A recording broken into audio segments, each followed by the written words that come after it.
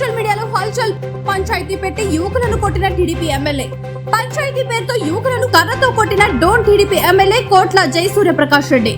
కొట్టడానికి గల కారణాలు, పూర్తి వివరాలు తెలియాల్సి ఉంది.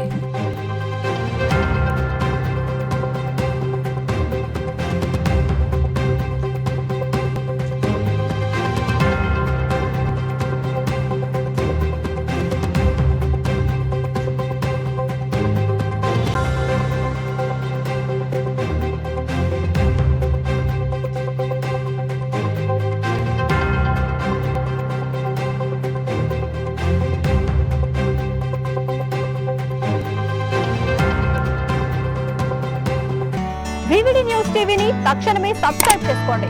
నోటిఫికేషన్ కోసం బెల్ ఐకాన్ క్లిక్ చేయండి.